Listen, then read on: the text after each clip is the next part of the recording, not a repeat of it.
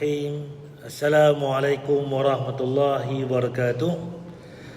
Innal hamdalillah nahmaduhu wa nasta'inuhu wa nastaghfiruh wa na'udzu billahi min shururi anfusina wa min sayyiati a'malina.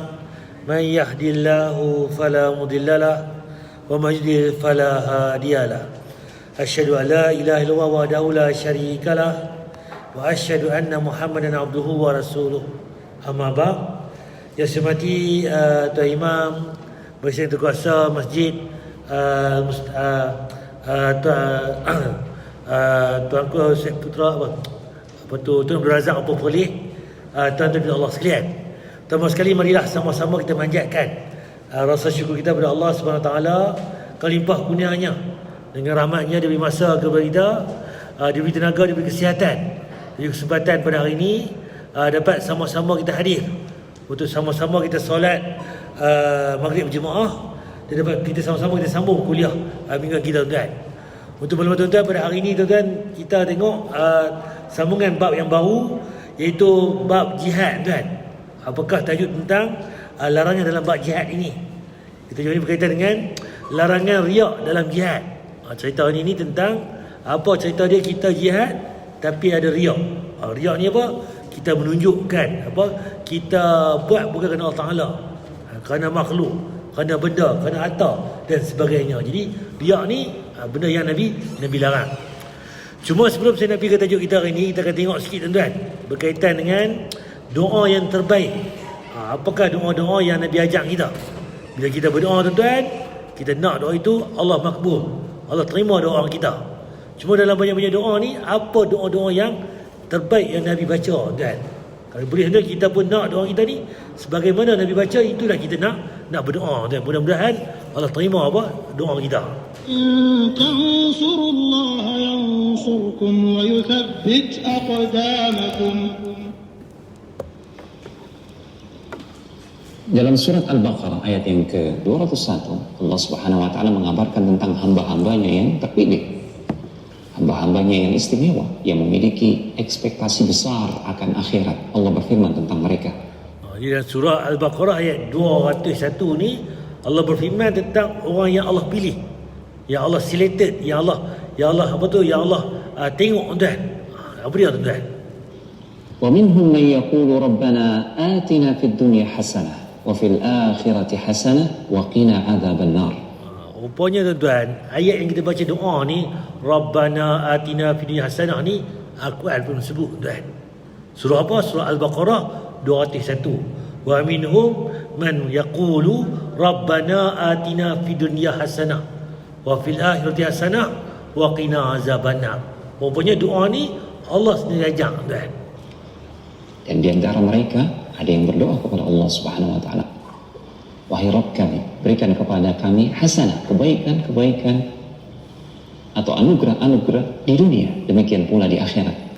Kita minta dua benda, kebaikan apa di dunia dan kebaikan apa di akhirat. Dua benda ni kita minta baik, tuan. Dan lindungi kami dari azab neraka. Ini adalah dan yang kedua tu, yang ketiga pula, kita minta jauh daripada api neraka. Tadi kita minta apa? Nikmat dunia, anugerah dunia, kebaikan dunia. Kedua, kebaikan akhirat, kelebihan akhirat. Ketiga pula, jauh daripada api neraka. Jadi, tiga benda kita minta pada Allah, tuan. Ini adalah doa yang paling banyak diucapkan oleh Rasulullah SAW, sebagaimana dikisahkan oleh Anas bin Malik dalam Sahih Al-Bukhari. Jadi rupa-rupanya doa yang dibaca ni, kita baca lah ni, doa tu Nabi rajin baca. Dan Anas pun dia amal macam mana Nabi ajak dia baca, tuan. Rasulullah banyak sekali berdoa dengan doa ini. Doa yang sangat ringkas namun menghimpun semua kebaikan baik di dunia maupun di akhirat. Rabbana atina fid dunya hasanah. Hasanah di dunia, semua kebaikan yang diharapkan oleh seorang hamba. Baik itu kesehatan, rumah, kendaraan, keluarga. Jadi apa kita minta? Kita minta kebaikan dunia. Apa dia kebaikan dunia ni? Apa saja, tuan. Nak sihat, nak apa tu, ada rezeki, ada rumah, ada tanah, ada bendang, ada harta, ada pergi macam-macam, minta. Itu kebaikan dunia. Jadi Rabbana atina fid dunya hasanah ni semua minta sihat, minta kaya, minta betul muda betul menjadi bahagia. Semua tu nikmat-nikmat dunia kita minta kepada Allah. Kebaikan dan keberkahan umur, semua kebaikan yang ada di dunia yang diinginkan oleh hamba tercakup dalam doa yang mulia ini. Jadi nak apa tuan? Satu doa ni yang awal tadi habis nikmat dunia ni. Nak bahagia, nak kaya, nak senang, nak buat apa boleh sebagainya, kan? Nak yang tu, nak ini, Allah bagi nikmat dunia. Kita minta yang pertama. Kemudian semua kebaikan di akhirat, baik itu kemudahan dalam hisab, lindungan Allah di bawah naungan arasy-Nya ketika semua manusia tenggelam dalam keringatnya, berada di bawah terik panas matahari di padang mahsyar kelak. Jadi ke akhirat pula kita nak bahagia juga. Selamat sirat kita, titian situ mustaqim, duduk pada mahsyar, amalan soleh kita ni ada pula apa tu naungan yang Allah bagi pada kita. Tak apa kita masuk syurga ni dengan fast track. Tak ada kata kita nak hisap di alam barzakh sebagai apa, di alam pada mahsyar sebagainya. Jadi minta mudah. Kemudahan dari Allah Subhanahu wa taala dalam hisab, kemudahan ketika menyeberangi sirat. Mereka tuan, hisap ni tuan, orang yang kaya ni satu hari tuan, kan, satu hari akhirat betul 1000 tahun dunia. Siapa yang kaya ni dia akan lambat setengah hari akhirat.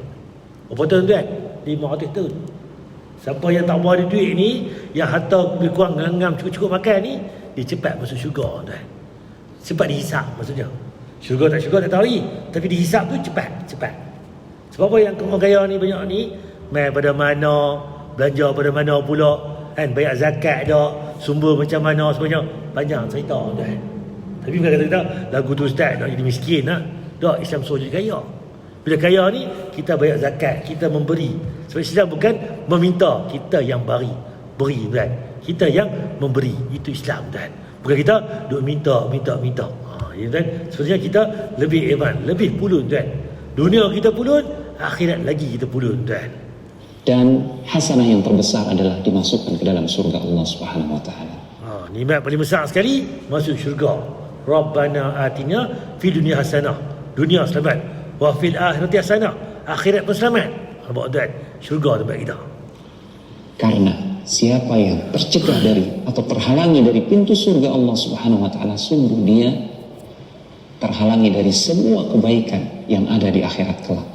Kalau kita ni pintu syurga pun tak bau tuan, habis nikmat kita dekat akhirat tu.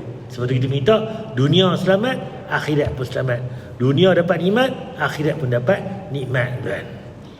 Dalam kelanjutan doa ini, waqina adzabannar, kata para ulama, mengandung makna agar kita dilindungi oleh Allah Subhanahu wa taala, agar sedikit pun kulit kita atau jasad kita tidak tersentuh oleh api neraka. Waqina azabannar, kita minta kepada Allah kita jauh api neraka. Kena pun tak, tempias sikit pun tak. Bayangkan tuan, nampak kata kita ni tuan selamat daripada akhirat kita ni ke syurga tempat dia. Minta kepada Allah ni jauh daripada api neraka. Karena akan ada di antara orang-orang mukmin yang membawa dosa-dosa besar, timbangan amal keburukan yang lebih berat daripada timbangan amal kebajikannya. Akan ada di antara mereka yang lebih dulu dimasukkan ke dalam neraka oleh Allah Subhanahu wa taala. Kemudian mereka dikeluarkan dari neraka tersebut dengan syafaat Rasulullah SAW atau dengan kasih sayang Allah, dengan rahmat Allah. Namun waqina adzabannar mengandung makna agar sedikit pun kita tidak dimasukkan ke dalam neraka. Siapa yang mengucap la ilaha illallah dakhala jannah, masuk syurga. Siapa yang Islam ni masuk syurga tuan. Tapi mau orang kita masuk syurga, kita pergi jalan jauh, pergi masuk neraka dulu, baru kita masuk syurga. Orang lain boleh fast track, touch and go, smart tag, RFID lah ni sebagainya, kan, cepat laju. Kita pergi tempat lain dulu tuan. Tak mahu tuan, kita nak kita terus ke syurga. Sebab tu tuan, jauh daripada api neraka ni. Sebab apa? Orang yang mengucap la ilaha akan masuk syurga. Cuma cepat lambat macam mana, itu amalan soleh kita. Tapi syarat dia tidak syirik pada Allah. Tak tikar nombor ekor, tak pergi jumpa tak bomoh, tak percaya benda-benda karut, benda-benda khurafat. Kalau tak buat benda lain tu, tauhid betul, dia akan masuk ke syurga. Itu janji Allah. Tapi cuma takkan kita nak pergi celup dalam neraka dulu baru kita pergi ke syurga. Tak mahu tuan. Jadi itu yang kita minta, na'udzubillah min zalik jauh. Artinya kita langsung dimasukkan ke dalam surga Allah Subhanahu wa ta'ala. Sekaligus doa yang mulia ini juga mengajarkan kepada kita bahwasanya meminta kebaikan di dunia bukanlah perkara yang tercela. Boleh bagi seseorang untuk meminta kebaikan di dunia, tapi jangan sampai dia melupakan kebaikan di akhirat kelak, karena itu adalah yang paling utama. Orang kita ni, ya Allah bagi kaya, bagi kaya, bagi kaya, kaya dunia. Kaya beli dunia. Tapi akhirat tak tentu lagi. Apa tuan? Kita doa apa? Kaya dunia, kaya akhirat. Jom api neraka. Sebab doa tadi, doa apa? Doa ibu segala doa. Rabbana atina fid dunya hasanah wa fil akhirati hasanah wa qina azabannar. Dunia selamat, dunia untung, akhirat selamat, akhirat untung. Jom api neraka. Betul doa ni. Doa ni kalau perasan, bila majlis rasmi ke, dia akan baca doa ni. Tak mana? Dia berhujung-hujung punya kan. Betul tak berhujung? Boleh hujung pun boleh. Buhawai pun boleh, buhawai pun boleh. Buh tengah pun boleh. Tak mana-mana pun boleh. Sebab Nabi tak habaq pun nak kena buhawai ke, tengah ke hujung ke, perbanyakkan doa. Dan doa ni, apa tu sahabat tengok tadi, aku rajin dengan Anas bin Malik, Nabi rajin baca doa ni. Sebab tu kan, kita bersunnah kita baca minta macam-macam, last kali selit doa-doa ni. Contohnya, kalau nak buh awal pun silakan, nak buh tengah pun boleh, tak mana-mana pun boleh, tapi kita berdoa. Anas bin Malik ketika mendapatkan ilmu tentang doa ini adalah doa yang juga paling banyak beliau ucapkan. Manakala beliau mengetahui bahwasanya ini adalah doa yang paling banyak diucapkan oleh Rasulullah SAW, beliau pun mengamalkan hal yang sama. Beliau banyak sekali berdoa dengan doa ini. Bahkan ketika diminta berdoa oleh para sahabat yang lain, Anas bin Malik mengajarkan doa ini. Rabbana atina fid dunya hasanah wa fil akhirati hasanah wa qina adzabannar. Kata Anas bin Malik, manakala kalian diberikan kebaikan, manakala doa kalian ini dengan kalimat yang ringkas ini dikabulkan oleh Allah Subhanahu wa taala, sungguh semua kebaikan akan kalian dapatkan dan semua keburukan akan terhindar dari kalian. Tuan, kita aman tuan. Paling tak tahu nak doa apa, doa ni pun dah cukup dah. Mencakupi semua dah. Dunia selamat, nikmat kebaikan, rezeki apa semua dapat tuan. Akhirat pun dapat syafaat Allah, syafaat Nabi, bahagia sebagainya, dipermudahkan urusan akhirat. Dan last sekali itu yang penting, jauh daripada api neraka. Terus jauh daripada neraka tuan, syurga tempat kita tuan. Itu kita betul doa Allah tuan. Kita ni yang pertama. Ni tajuk minggu lepas kita ingat balik, ulang kaji bab wasiat. Larangan memberi wasiat pada saat sakaratul maut. Dah nak mati dah tuan-tuan, dah main nazak, dah main hujung-hujung nyawa, baru nak wasiat. Nabi larang tuan. Apa dalilnya? Allah SWT berfirman, hai orang yang beriman, belanjakanlah di jalan Allah. Bila kita orang beriman ni, keluarkan duit kita ni jalan Allah, infak, sedekah, apa wasiat ke, bagi wakaf ke sebagainya, keluarkan sebahagian dari rezeki yang telah kami berikan. Nampak? Allah tak kata keluar semua, bagi semua. Dah, sebahagian. Sebahagian macam mana? Separuh ke? Tak juga. Sikit. Sabar dalam pecahan tu, ambil sebahagian dari rezeki yang telah kami berikan kepada kamu. Sebelum datang hari yang pada hari itu tidak ada lagi jual beli, dan tidak ada lagi persahabatan yang akrab, dan tidak ada lagi syafaat. Bila tengok sihat lah ni dah, bagi. Tengok sihat ni dah, kita sedekah. Tengok sihat ni dah, kita wakaf sebagainya. Jangan nak sampai hujung nyawa nanti barulah kita nak infak, nak sedekah, nak wasiat sebagainya. Dan orang kafir itulah orang yang zalim. Al-Baqarah ayat 254. Cerita dia tuan, kalau nak infak ke apa ke, wasiat ke apa ke, tengok lah tuan. Tengok sihat ni, tengok ada ni, buat siap-siap tuan. Mati saja nanti baru berjalan wasiat kita. Bukan main duk tak larat dah, duk nazak, duk apa sebagainya. Itu tak betul tuan. Sebab bila buat bagi kita itu, tak jadilah. Sebab apa? Bila mati saya kita, harta-harta tadi tu dia ada faraid dah, pecahan pada siapa-siapa yang patut kita bagi. Anak kita, isteri kita, ayah kita, mak kita, siapa yang kita tinggal tu, ada pecahan-pecahan dia. Tiba-tiba bila mati tu, baru nak wasiat, kita bagi pula hak mereka tadi tu, bagi kat orang ni. Kacau tuan. Satu kebanyakannya bila mati nanti bergaduh adik-beradik. Sebab apa? Tak clear pengurusan harta tu, wasiat tu. Sebab apa? Wasiat tak kena gaya. Tak betul kan? Sebab tu wasiat bukan bagi pada ahli waris, bukan pada bagi adik-beradik ni, bagi pada benda lain, orang lain. Orang pasal apa? Buat sekolah ke, apa tu, urusan apa masjid ke, apa ke, infak buat apa tu, apa tu dialisis kalau ni orang duduk cuci darah sebagainya. Itu kan. Al-Baqarah ayat 254. Dari Abu Hurairah, ia berkata, seorang laki-laki bertanya kepada Nabi, wahai Rasulullah, sedekah apakah yang paling afdal? Ya Rasulullah, dalam banyak sedekah ni, sedekah apa yang paling terbaik, yang paling untung, yang paling Allah terima ni? Nabi menjawab, sedekah yang engkau keluarkan pada saat engkau sihat dan kuat. Dan engkau sihat, itulah kita yang Allah suka.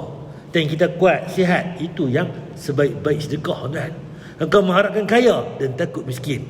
Jangan kamu tunda sehingga nyawa sampai ke kerongkongan. Tarik nyawa lepas tak lepas dah. Baru engkau katakan, untuk si fulan ini, untuk si fulan ini, ni untuk Bang Long, ni untuk Bang Ngah, ni Bang Cik, contoh. Padahal harta itu menjadi hak si fulan. Mati saja dia ada dah. Dua bahagian laki, satu bahagian anak perempuan, 1/4 macam mana? Mak 1/6, ayah 1/6, isteri pula 1/4. Dia ada pecahan-pecahan dia, kan? Di semua tu bila kita nak mati tu baru nak bagi wasiat, dah. Sebab harta tu dah jadi hak orang dah sebenarnya. Kita meninggal saja dah jalan harta tu untuk si waris tadi, tuan. Okay, hadis apa tu Bukhari dan Muslim. Okey, tajuk kita hari ni, tuan, iaitu bab jihad, larangan riak dalam jihad. Macam mana cerita riak ni dalam jihad ni? Pertama sekali dari Abu Musa Al-Asy'ari radhiyallahu. Ia berkata, seorang laki-laki datang menemui Rasulullah SAW. Seorang laki-laki mai jumpa Nabi. Seorang laki-laki berperang untuk memperolehi ghanimah. Dia kata apa? Seorang lelaki ni bila perang dia nak harta.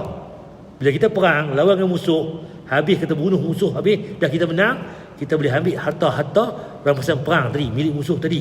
Tu punya harta ghanimah. Yang lain berperang untuk disebut-sebut. Yang lain pula ni nak disebut. Sebab apa? Oh, aku ni pahlawan, aku hero, aku kemah. Kalau zaman dulu ni silat merah, silat pusaka, silat apa tu, selendang merah, silat macam-macam, kan? Zaman dulu, kan? Kemudian apa lagi kita ni? Dan yang lain pula berperang untuk dipandang kedudukan. Nak buat pangkat. Sesama kita lah ni, sarjan calik satu, calik dua, dapat kopel, dapat apa, lieutenant ke apa ke, contoh.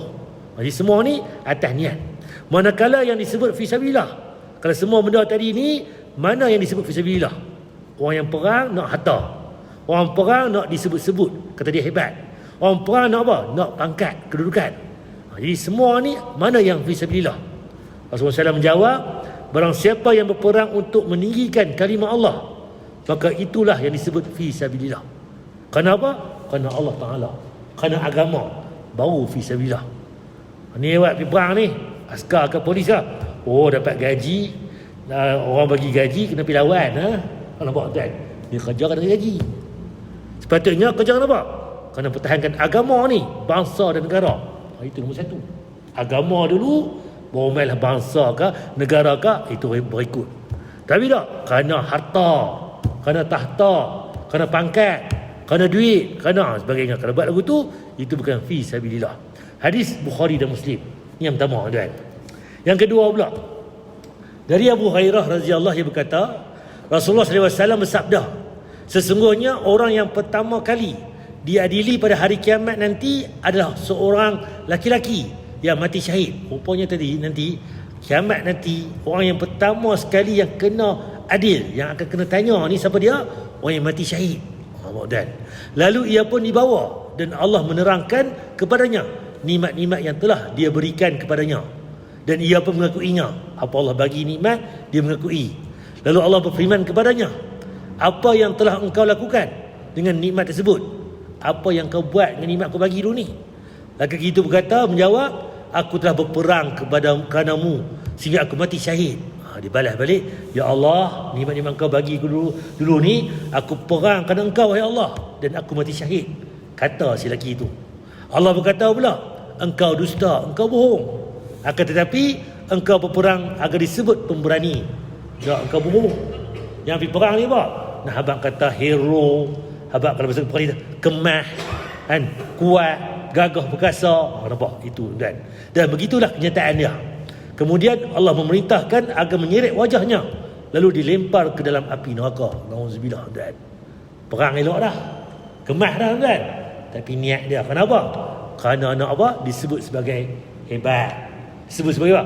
Pahlawan, gagah perkasa, gagah berani. Jangan tuan. Niat kena betul tuan. Kenapa? Kerana Allah Ta'ala. Kenapa? Kerana agama. Kenapa? Kerana nak mencari redha Allah sebagainya. Pertahankan agama, itu yang betul tuan. Jadi bila jadi lagu tu, dia dilempar ke dalam api neraka. Hadis Muslim. Yang ketiga tuan, dari Muaz bin Jabal radhiyallahu dari Rasulullah SAW, bahawa beliau bersabda, perang ada dua jenis. Perang ni, bergaduh ni ada dua jenis. Adapun orang yang berperang mengharapkan redha Allah, mentaati imam, ikut pemimpin, membelanjakan harta yang berharga, memudahkan teman seperjalanan, menjauhi berbuat kerosakan, maka bangun dan tidurnya seluruhnya dihitung pahala baginya.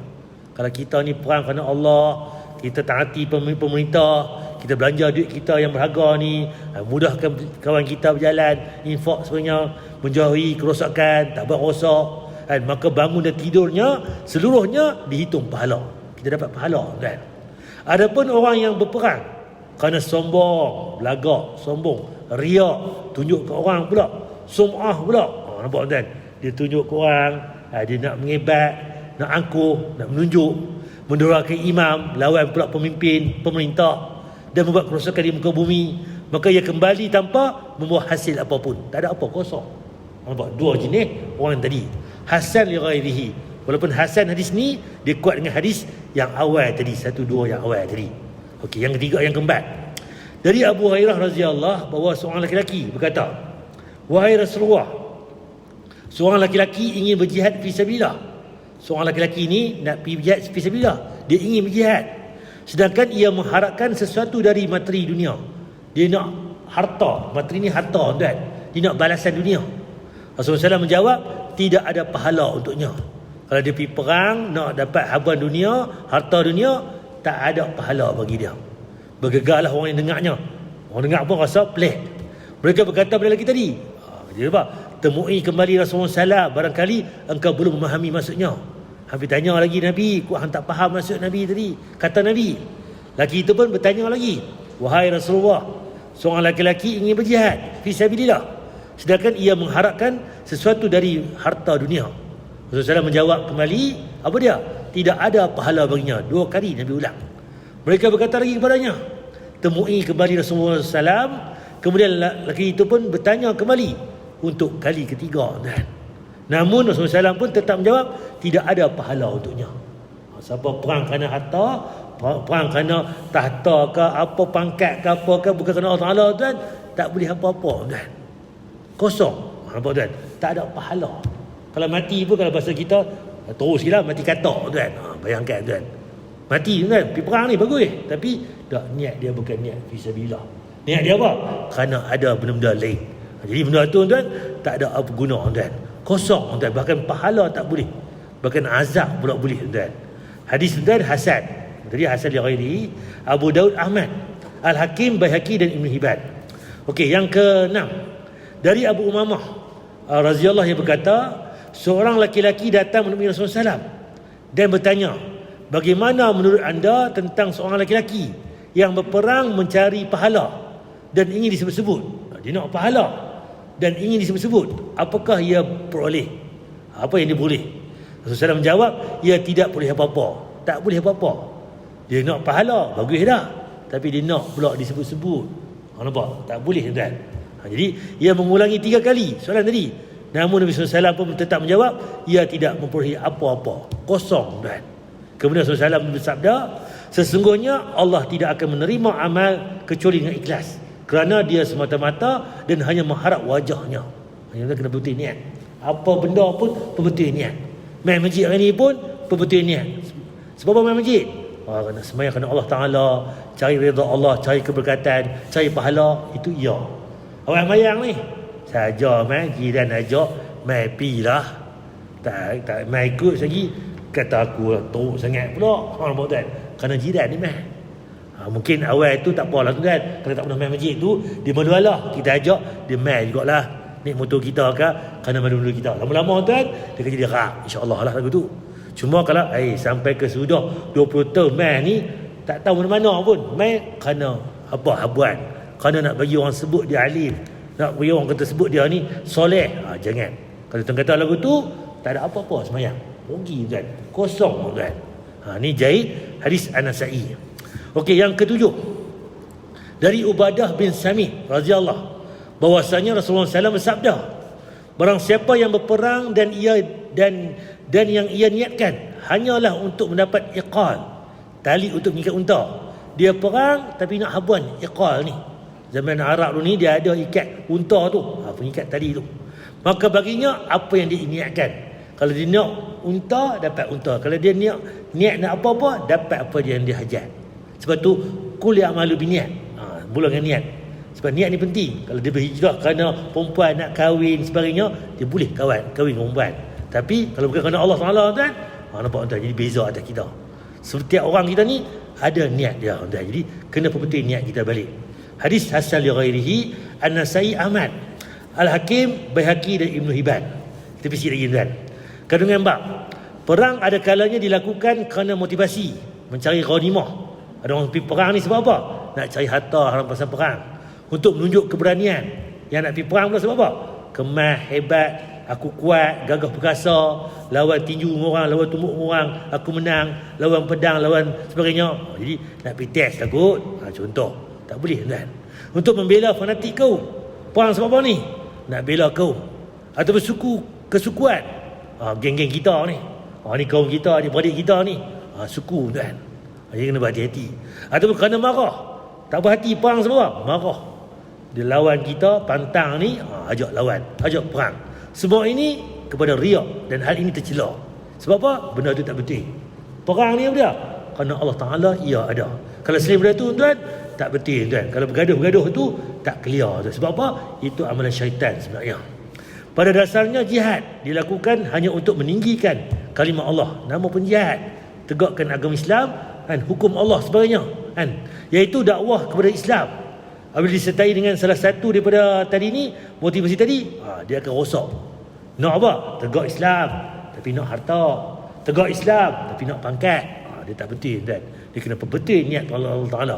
Cuma dah dia perang tuan, dia selamat, dapat pingat keberanian, dapat pingat apa sebagainya. Sebab apa?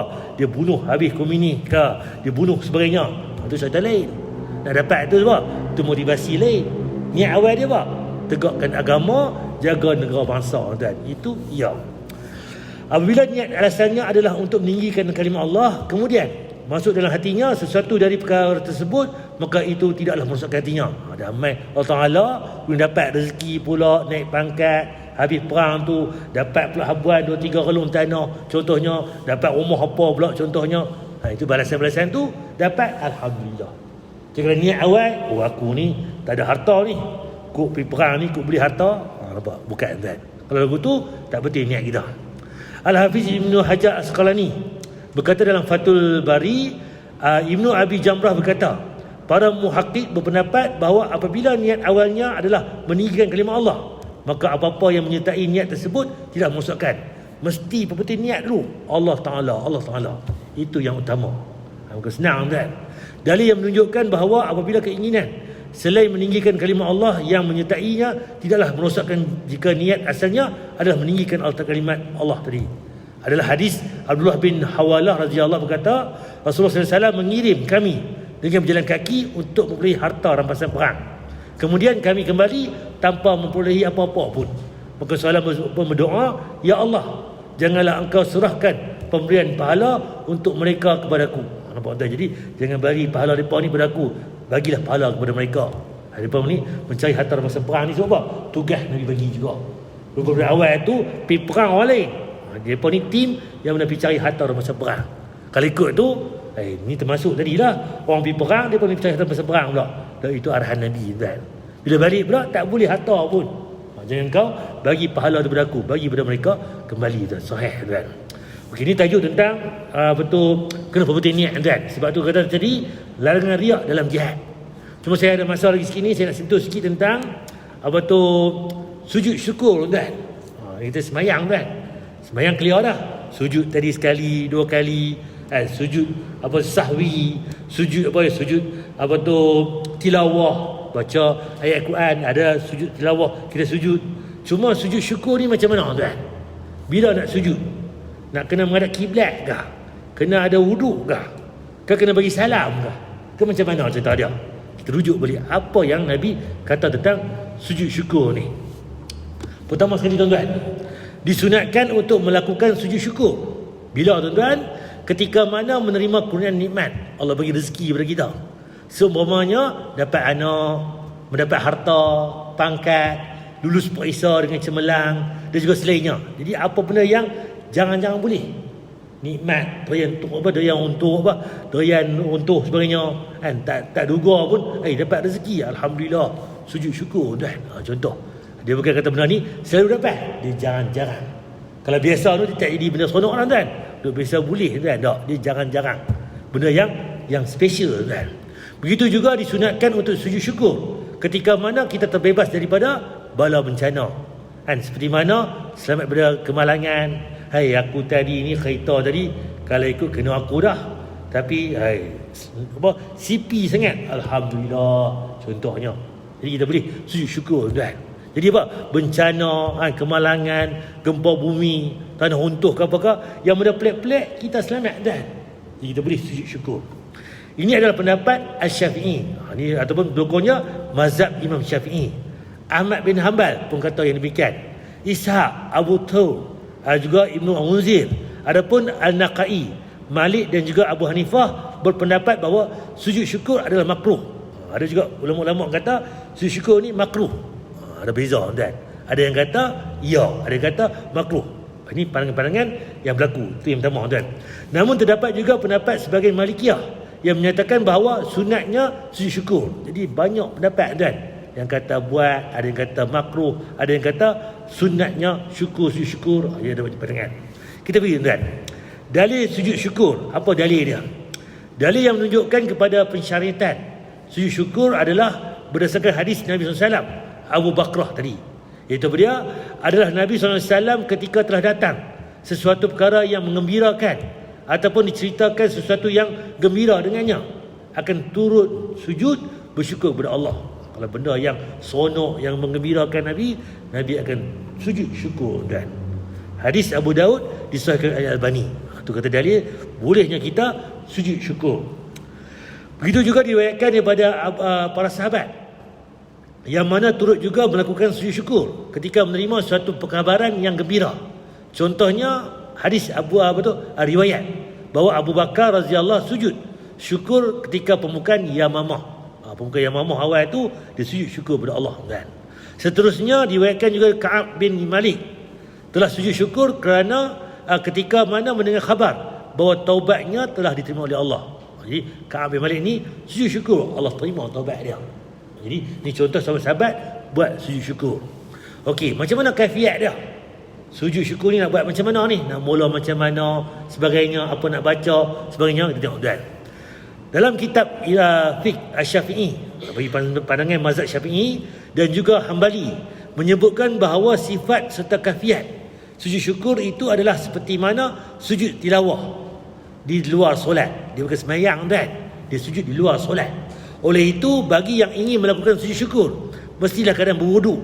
Dia kata pula dalil ni kata apa? Mereka ni Syafi'iyah dan Hambali kata kena ambil wuduk, menutup aurat, bersih dari sebarang najis bagi tubuh badan, pakaian serta tempat sujud, dan perlu menghadap kiblat.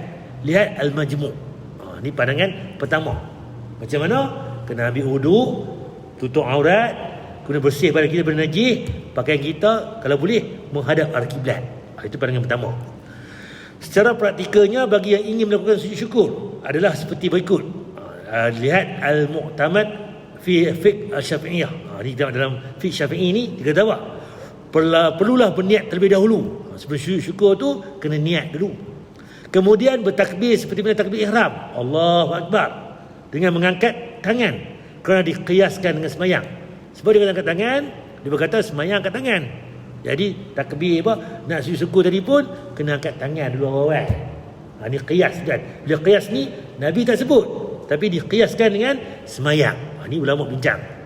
Kemudian bertakbir sekali lagi, Allahu Akbar, tanpa mengangkat tangan. Yang mana takbir yang kali kedua ni untuk turun sujud, Allahu Akbar, turun sujud terus.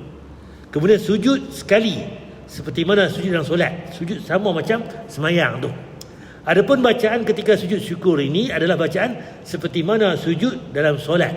Subhanallah wa bihamdi contohnya, boleh kan? Dan kemudiannya boleh ditambah dengan lafaz tahmid, puji kepada Allah lagi atas kurniaan nikmat yang telah diberikan kepadanya. Jadi kita boleh baca doa yang pujian kepada Allah. Kemudian bangun dari sujud dalam keadaan duduk dan memberi salam. Bagi salam kan. Tidak disyaratkan untuk membaca tasyahud, tahiyat awal tak baca, tahiyat akhir tak baca. Dan juga tidak juga disunatkan untuk membacanya. Jadi tahiyat ada tak? Tak ada. Ini siapa kata? Ni pandangan mazhab Syafi'i, Hambali tadi. Dan bila tengok pada tuan, sujud syukur tanpa wudu. Ada pula yang kata tak perlu ambil sembahyang, tak perlu menghadap kiblat. Sebab apa dia kata lagu ni tuan? Sebab kita belajar tuan, kita tahu rupanya macam tu. Yang kedua tuan, selain daripada kafiat yang ditunjukkan pada perbahasan sebelum ini, terdapat juga perbahasan para ulama mengenai sujud syukur tanpa wudu serta tidak pula menghadap kiblat. Betul tuan, ini adalah pendapat kebanyakan salaf yang mana zaman-zaman awal itu, serta sebagian Malikiyah. Begitu juga ia adalah pendapat jemaah muhaqqiq seperti Ibn Jarir Tabari, Syekh Al-Islam Ibn Taimiyah, Ibn Qayyim, Asy-Syaukani dan As-Sana'ani. Okey. Bagi yang berpendapat demikian, sebab apa dia kata tak perlu menghadap kiblat, tak perlu ambil wudu? Dia ada hujah dia. Iaitu yang pertama, pendapat yang menyatakan bahawa sujud syukur memerlukan wudu perlu mendatangkan dalil. Kalau betul Nabi sujud syukur dia kata ada wudu, bawa mai dalil. Dalil mana Nabi ambil wudu sujud syukur? Nampak dia berbincang. Kedua pula, mengkiaskan sujud syukur dengan solat adalah tidak tepat.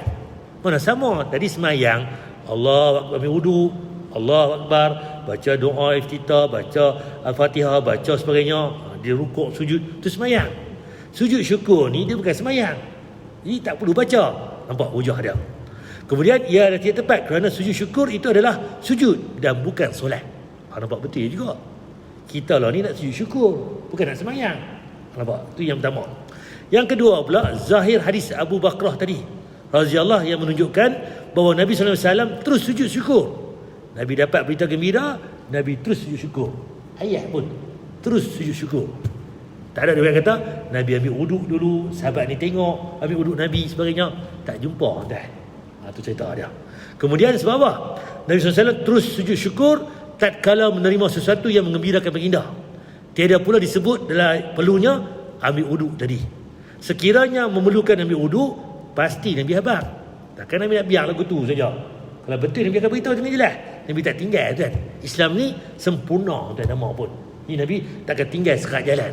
Tergantung dah. Nabi akan bagi yang sempurna. Jadi cerita dia Nabi tak ambil wuduk. Pasti akan mendatangkan oleh baginda. Kerana berhajatkan kepadanya, bahkan hadis menyebut Nabi SAW terus sujud tatkala menerima kabar gembira. Nampak? Dengar berita gembira, terus Nabi sujud syukur. Itu dalil dia tu kan. Yang ketiga pula, sujud syukur dilakukan apabila mendapat nikmat atau terselamat daripada mudarat, bencana, mudarat sebenarnya. Sebab apa? Tanda syukur kita kepada Allah Ta'ala. Yang dilakukan secara serta-merta. Oh Allah, aku selamat tadi, kereta nak langgar, boleh sujud terus kat jalan tu. Sebab apa? Kita rasa bersyukur sangat. Pokok tumbang ni Allah tak kena aku, alhamdulillah, sujud terus dah. Dia segera dah. Sebab apa? Dia segera. Kerana dan lagi sudah tentu ianya tidak dapat dilakukan dengan segera. Kalau kena ambil ayat wuduk lagi, tambah nak bilik ayat, tambah nak ayat, jadi dia jadi tak tepat dengan dalil tadi. Nampak tuan? Mencari kiblat kemudian barulah boleh sujud. Nampak? Jadi Nabi pun tak abang tadi. Kalau betul mesti tak tahu ke mana kiblat dak. Jadi dia terus sujud syukur. Ini boleh menghilangkan rahsia. Maknanya disyaratkan sujud syukur itu sendiri. Okey, kesimpulannya tuan-tuan, kami melihat ni saya ambil kami pun ni, saya rujuk balik ni apa tu laman web Mufti Wilayah Persekutuan tuan. Dia berbincang tuan. Kan? Kami melihat di dalam isu ini pendapat yang lebih dekat adalah pendapat yang menyatakan sujud syukur boleh dilakukan tanpa adanya wudu dan juga tanpa perlunya menghadap kiblat tuan. Ini dengan melihat bahawa tiada dalil tadi cerita dengan jelas nak kena ambil wuduk dulu, kena menghadap kiblat, tak jumpa. Yang pandangan tadi yang kata ambil wuduk sebagainya tadi pun ya boleh juga, sebab tu dia dari qiyas tadi. Jadi dia dua-dua ni kalau tengok nak kena wuduk ke, nak kena ambil semayang ke, nak kena menghidap kiblat ke, kalau tuan-tuan ada kelapangan, ada mudah nak ambil wuduk, ya ambil. Jadi benda tu segera sebagainya, terus sujud syukur nama pun. Sebab apa? Dalil tadi Nabi terus sujud syukur bila mendapat berita gembira. Jadi kalau mudarat ke apa pun, terselamat daripada azab pun, Nabi segera sujud syukur. Dan tu dalil dia tuan-tuan. Saya fikir tuan, bagaimana cara sujud syukur tadi? Ada pertanyaan dari kawan jauh, dia juga ikut nonton kajian ini, tinggalnya di Bekasi ya. Dia tadi langsung WA saya langsung ya. Jadi saya nggak enak, saya jawab dia dulu ya. Mungkin kan dekat, dia jauh ya. Dia bertanya, Ustaz, bagaimana cara sujud syukur? Bagaimana cara sujud syukur? Jawabannya, para ulama khilaf tentang cara sujud syukur. Apakah disyaratkan dalam sujud syukur seperti sujud dalam sholat, yaitu harus berwudu, harus menghadap kiblat, ya, ataukah tidak disyaratkan? Kita nampak tadi ada dua jawapan tadi. Yang mana nak sujud syukur ada wudu, ada kiblat, ada wujud dia.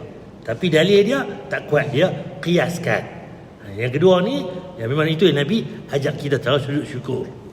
Pendapat yang lebih rajih dan ini dipilih oleh banyak ulama seperti Asy-Syaukani, kemudian para ulama asirin seperti Syekh bin Baz, Al-Utsaimin, Abdul Al-Khudair dan yang lainnya, bahwasanya sujud syukur tidak disyaratkan seperti apa yang disyaratkan dalam sholat.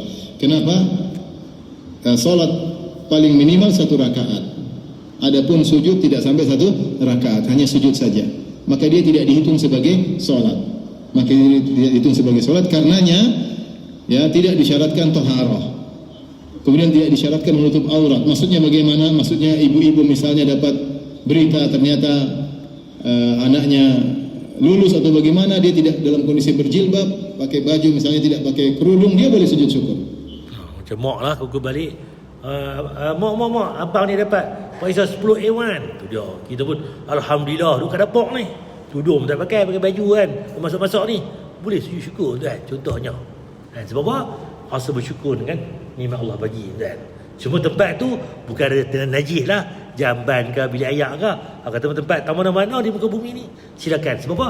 Semayanglah tak mana-mana pun, kecuali tempat yang bernajis, tempat yang betul-betul di kuburan dan sebagainya. Itu Nabi larang. Allahu Akbar, sujud syukur, kemudian dia baca doa sujud biasa, subhana rabbil a'la wa bihamdi, subhana rabbil a'la wa bihamdi, dan tidak harus disyaratkan apa yang disyaratkan dalam sholat. Bahkan Allah mengatakan saat ini tidak menghadap kiblat, tidak sempat lihat kiblat mana dia sujud, tidak jadi masalah. Berbeda dengan sholat. Kenapa? Karena sujud tersebut bukan sholat, dia ibadah tersendiri. Jadi tidak disyaratkan padanya apa yang disyaratkan dalam sholat. Wallahu a'lam bishawab. Seperti kita tadi, dalil tadi, sebab apa Nabi kata apa tadi? Bila dengar berita gembira apa, lantas Nabi sujud syukur. Itu dalil dia. Cuma tempat yang kata nak kena ambil wuduk, nak kena ada tutup aurat, nak kena ni, itu berhati-hati. Tak salah juga, boleh juga, tak ada masalah. Yang bergaduh je. Jadi dalam bab ni ada dua. Cuma kita ni macam mana lah ni? Oh, main bola, gol, tu dia, sujud syukur, alhamdulillah, contohnya. Tengok tuan, main bola pun tak pakai selop panjang, pakai selop pendek, kacau tuan. Banyak cerita lah kita dah. Syukur gembira betul, tapi dia tak tepat sebenarnya tuan. Bola ni benda game pun kan, dia besok lah sukan lagu tu je lah. Bila fanatik tuan, tersanggar ni 5-0 puas, sujud syukur kan. Tapi kalau ikut tu boleh lah nak sujud pun. Tapi apa kata, dia mesti yang besar lagi tuan. Anak perisa kita dapat ni sebagainya, belum yang lebih-lebih utama lagi. Itu nikmat yang paling terbaik.